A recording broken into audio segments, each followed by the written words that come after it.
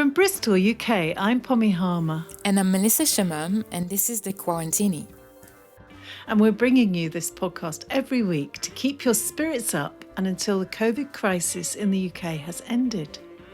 So today we'll bring you a mix of ingenious responses to the virus, creative ideas for the future, and maybe a dash of the unexpected.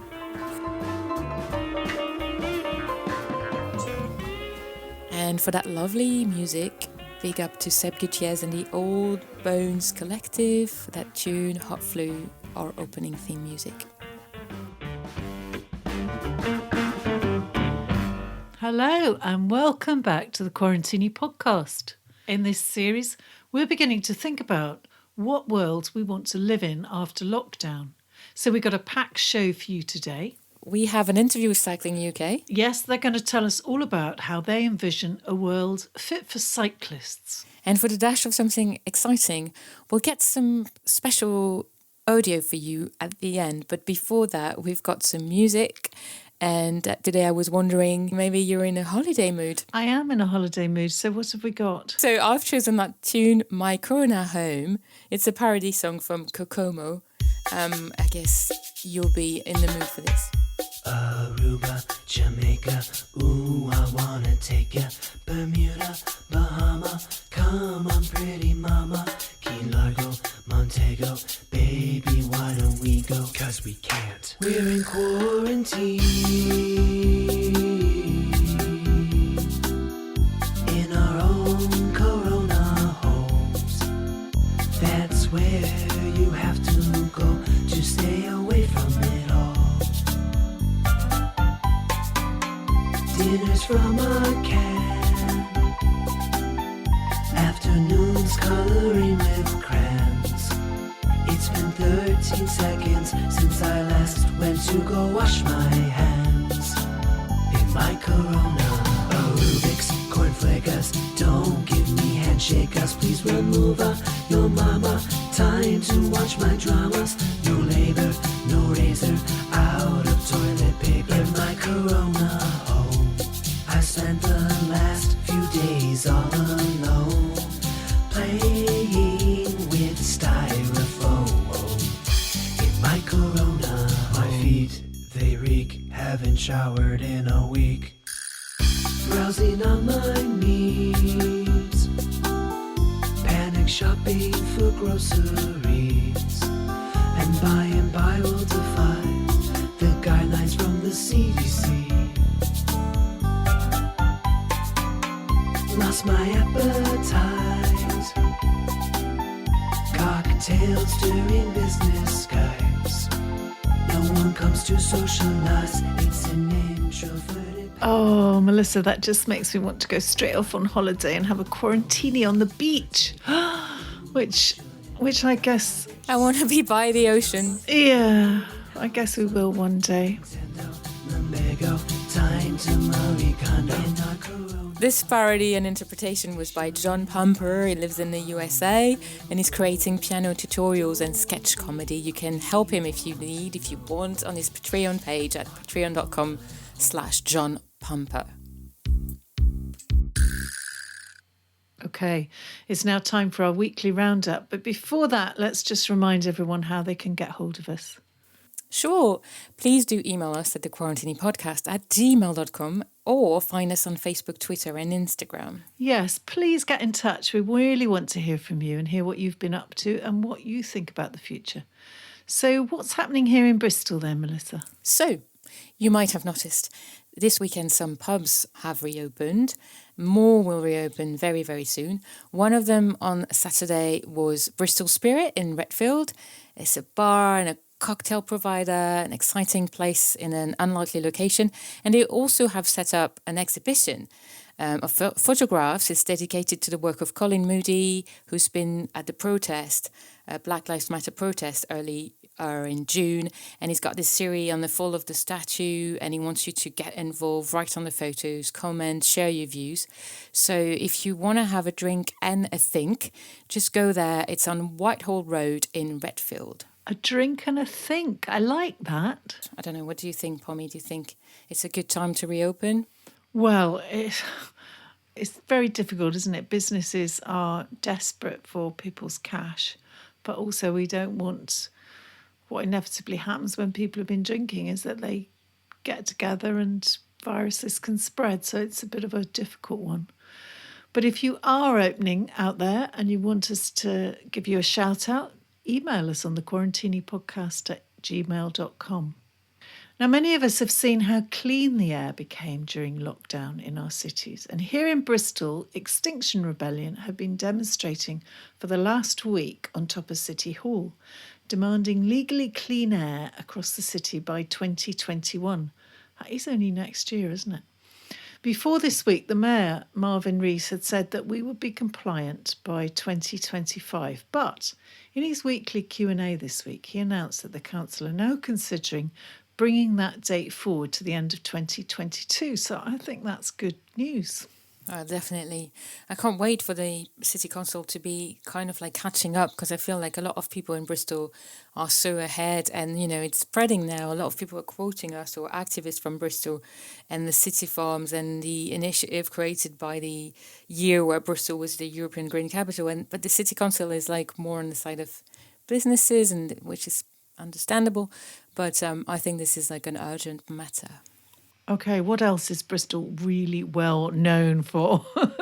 One of the symbols of Bristol is the balloon fiesta.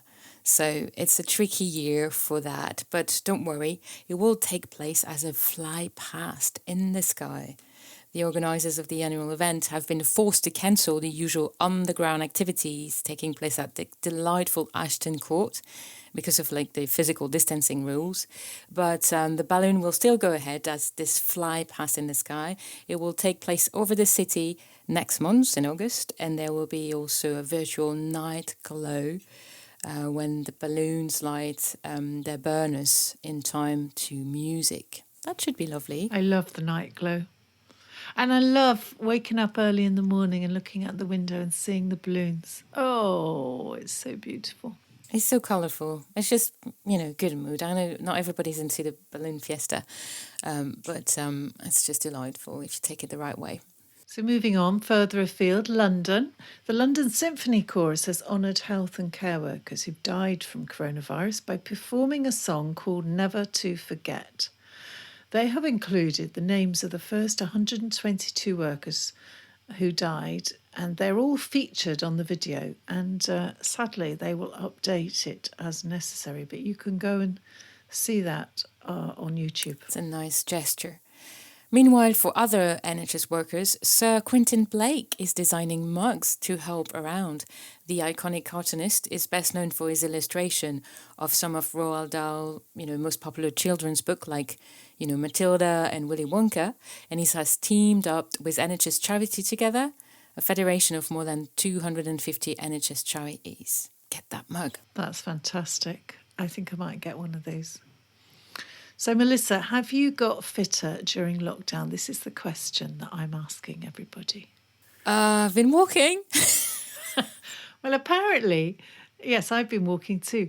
Apparently, nearly 1 million of us have downloaded the fitness app Couch to 5K just between the end of March and the end of June. That's a 92% increase over the same period as 2019.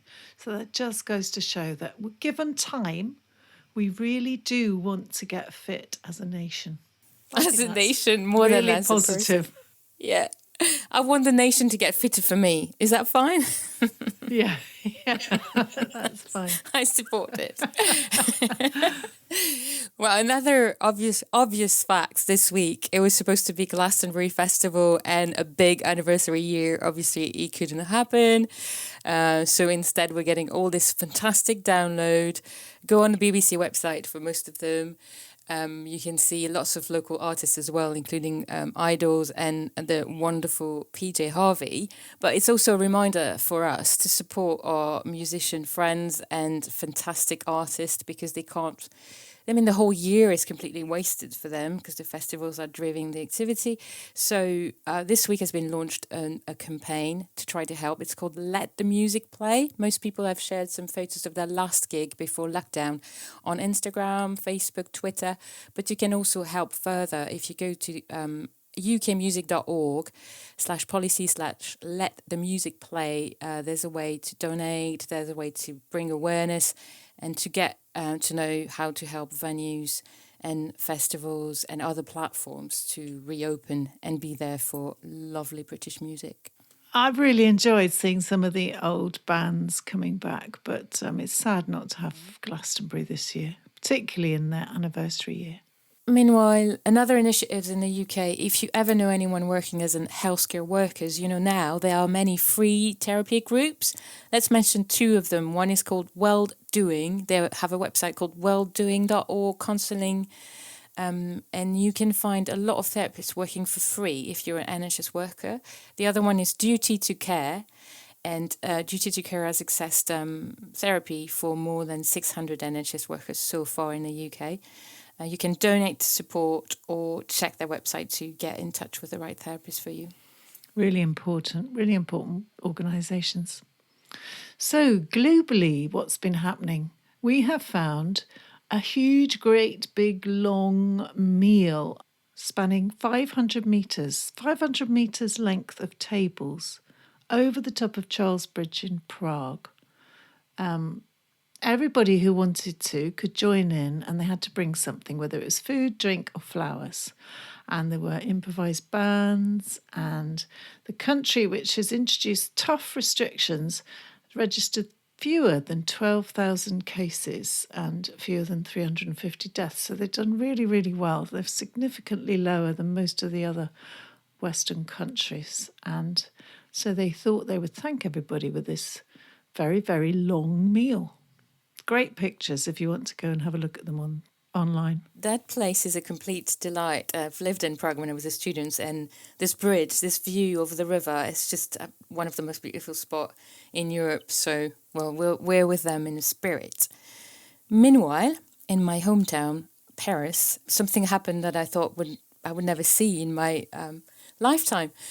The world's largest urban farm is now opened, and Paris is not renowned for its green spaces, and specifically not urban farms. It's an agri-revolution in a way. It's taking place on a rooftop of a place that is an exhibition centre. It was obviously announced last year. It didn't happen by magic during the lockdown, but it had to be delayed because of the coronavirus. It has now opened. It's in the southern part of the city, in the 15e arrondissement for the French speakers. And it is announced produced up to 1,000 kilograms of fresh food every day to be used in local restaurants and for residents, which is a complete revolution because most of Paris would get their food from outside cities.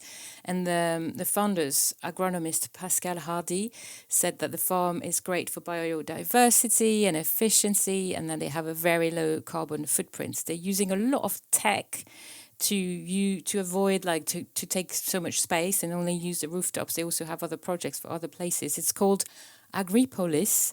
And you know what, Pommy? I'm going to Paris soon, so I hope to go and visit. We need a report, Melissa. We need a report. We need investigation. Okay, well, moving down south to Tunisia. Thanks to the empty streets during lockdown, hundreds of women have learnt to ride bikes for the first time. I'm really excited about this. Previously, riding bikes was seen as a boys' own activity. And during lockdown, every Sunday morning, dozens of novice cyclists who missed the chance to learn as a child took part in a cycling academy. And so far, the school's taught 700 cyclists, 97% of whom are women. So that's great, isn't it? It's a whole new generation of women learning to cycle and getting some freedom, I guess, being able to go out where they like, when they like. It's perfect. It's absolute social change. And meanwhile, in East Africa, Tanzania, the country of Tanzania, now has its first wind farm. Obviously, this project has been months in the making, but it was completed recently. It's called the Mwenga Project, and this first wind farm to ever been built in Tanzania has reached completion as installation and testing works, and it was finalised during this pandemic. That is great news, really good news. Big, green, good news. So now, talking of green, I suppose this is green. We've got an interview for you. This is with Cycling UK.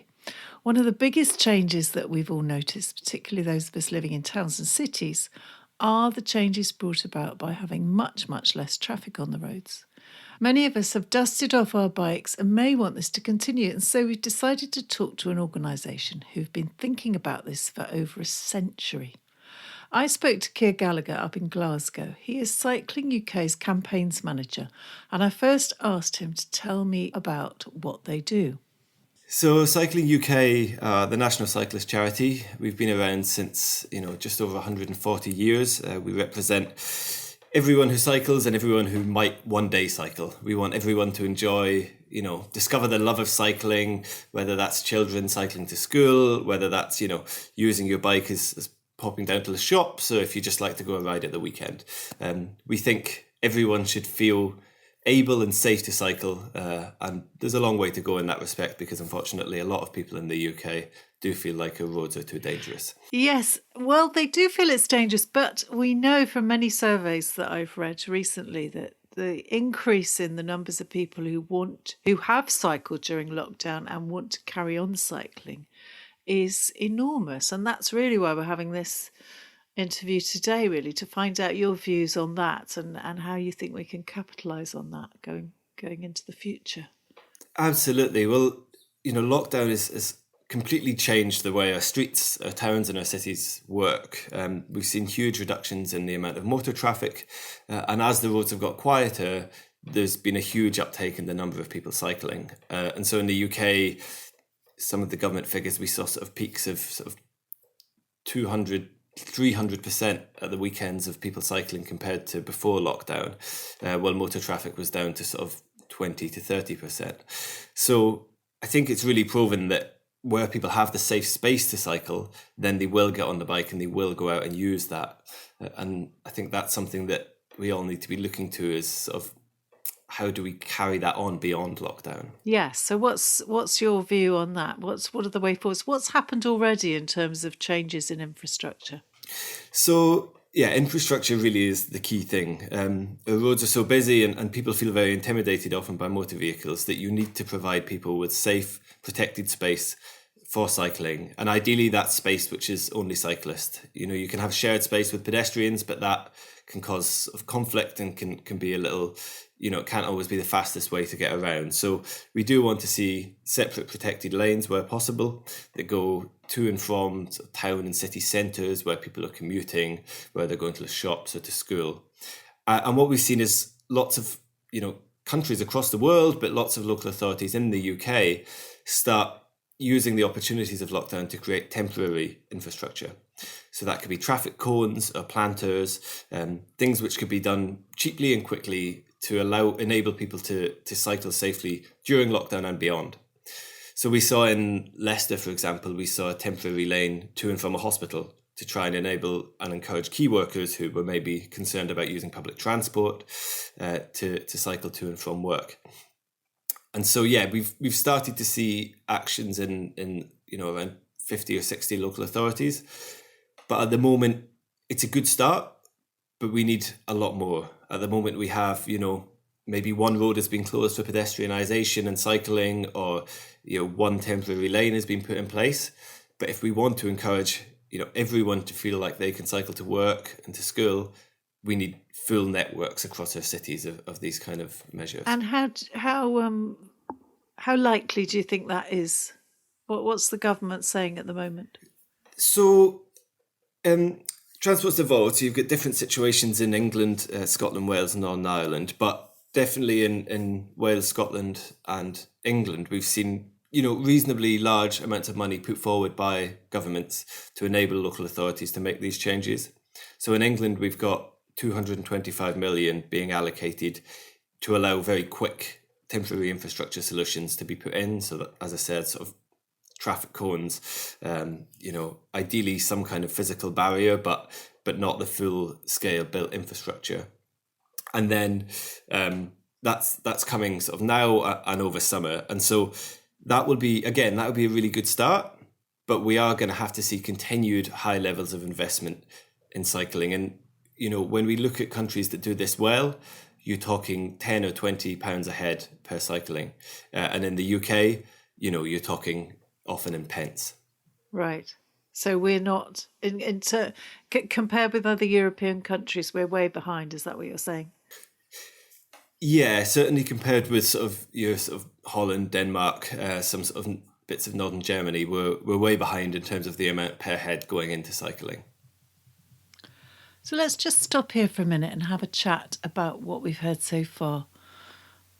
Melissa, do you cycle? I don't cycle. Have you got a bike? I don't cycle. I've had a bike when I was 9 and I was sharing it with my sister and she was a bit better at it than myself. And then we didn't have a bike for 10 other years. And then I moved out of my parents, paying my rent. Never had a bike anymore because you know what, Pommy, I always lived in big cities until I moved here. I mean, Bristol is big, but, not that big. And I always find it quite scary.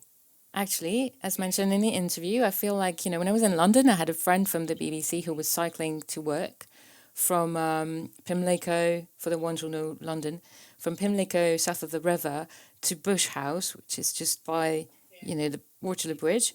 And she was my hero because I was living north and then west, and it was a bit further away. But you must say, with all the traffic and the buses and the special lanes and this British specialty called the roundabout, I was always really scared. I'm like, oh my God, how are we supposed to survive this? Well, I used to cycle in London when I lived in London. I was a lot younger, and the only roundabout I couldn't get round ever was Marble Arch. Oh my I God. just couldn't navigate that one.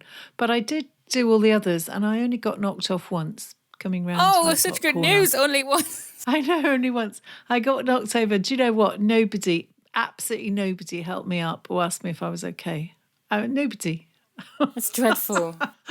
But I used to really like cycling around London. I do have a bike in Bristol, but I don't use it very much. I'm much more sort of attached to the car than I would like to be. So maybe this is a chance to start cycling again. And I have been thinking maybe I should get an e-bike, an electric bike. As Keir was saying, it's also sometimes work is too far away or you have too many excuses not to get exhausted or arrive, completely sweaty. It's one of the things, but I would want more people to cycle because, I'm a walker. I don't drive, and I tend to avoid buses because they're quite slow and stuck and you can wait for them forever. So I'd rather walk 45 minutes and know where I'm going. It's also how you learn to know a city. But I think walkers and cyclists goes really well together, right? They tend to respect, no one's too quick. That fits the city centre for me. Yes, but I still think that cyclists need segregating from pedestrians. I think it's quite hard if they're sharing the same space. I know if you go to Copenhagen, everything is designated, but they've got much more wide open streets and they've been designing it in for much longer. But that doesn't stop us doing it. To do that, you need to get rid of the cars in some sections because most roads are not large enough to have a driveway for drivers and then a cycling path that is really clear and then the sidewalk, because some cyclists don't respect the rules for drivers, like they wouldn't stop a traffic light or they would use the sidewalk to just cross a street or turn left while a car couldn't do that. So sometimes that could be really dangerous for everyone because, drivers have to be careful and pedestrians have to be careful and et cetera, et cetera. So you're totally right. It's just about having designated pathways for everybody. I think it's about having the right infrastructure, isn't it? And as we come into the second part of the interview with Keir Gallagher, he talks about the campaign they've got running at the moment where they're asking people to get involved to say precisely what they would like in certain streets. So you can go to a map and pinpoint what you want to change. So here he is telling me all about that. So at the moment, we're trying to encourage local authorities to put in temporary space for cycling and walking. And the best way that individuals can help with that is we've got an interactive map where people can look and they can see in their local area and they can put a pin down to show where they think a cycle lane is needed, where the pavement's too narrow and they're struggling to social distance. So possibly there's a queue outside of a shop and that's causing some difficulty. And anyone can find that on the Cycling UK website. It's really easy to use. just look for a temporary infrastructure campaign.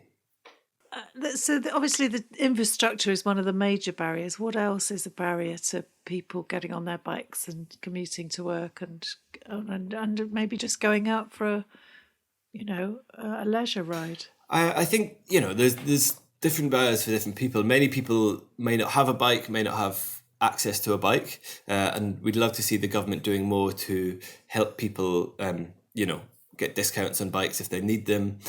We ran a project called Cycle for Health for a long time, which and is still going, and which involves GPs' practices actually prescribing bikes as a health solution. So people who may have mental health problems or physical health problems, they were given a free bike, and that actually could enable them to, whether it's just simply as a form of transport or whether it's enabling them to get a job because they had no way to get that before.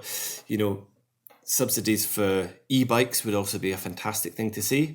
So especially if you live in some of the hillier parts of the UK, a lot of people don't really want to turn up to work sweaty or really tired or exhausted. And an e-bike can really help with some of those hills. They're great.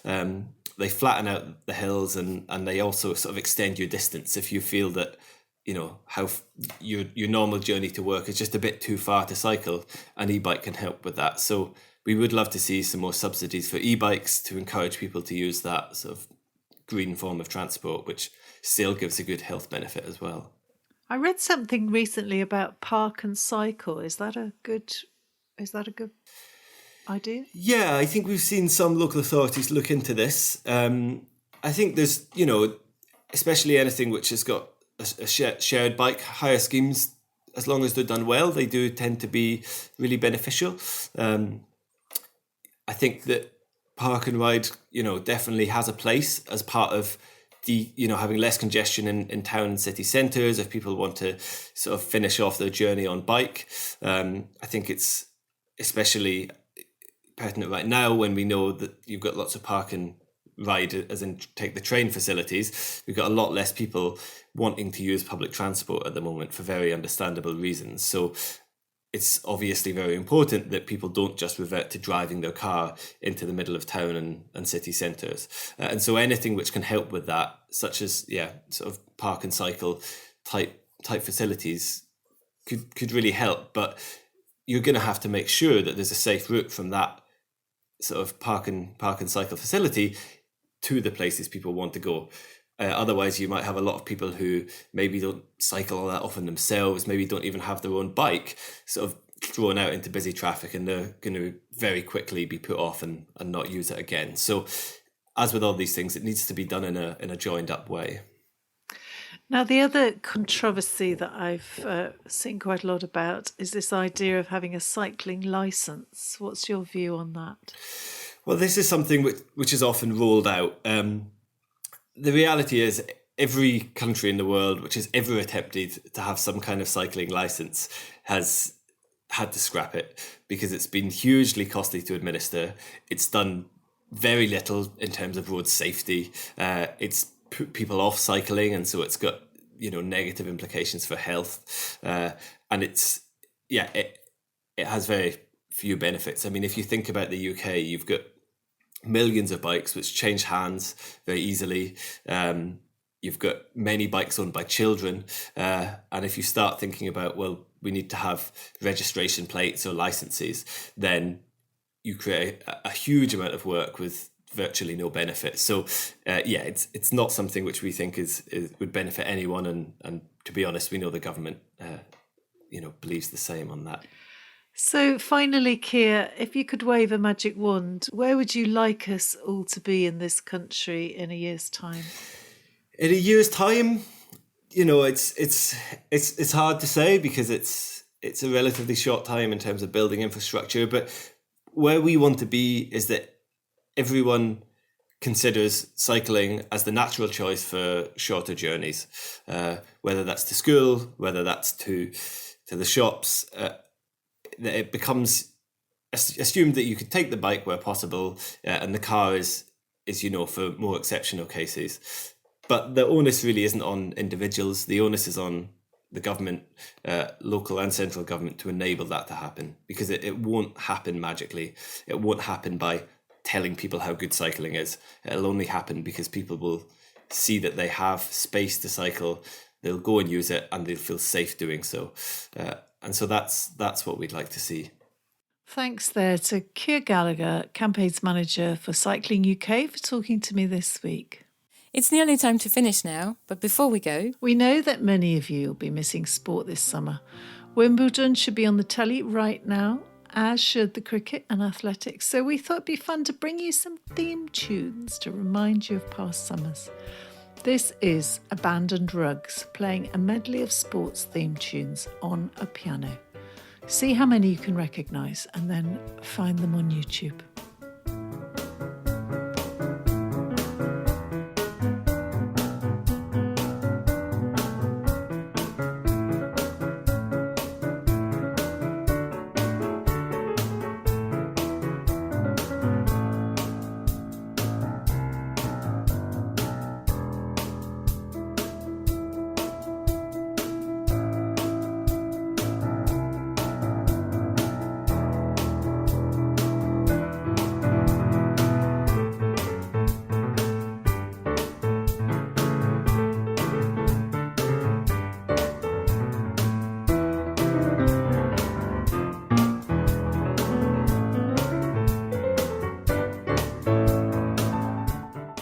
That's it for the Quarantini this week. We'll be back next week with a new cocktail of ideas and positive news for you all.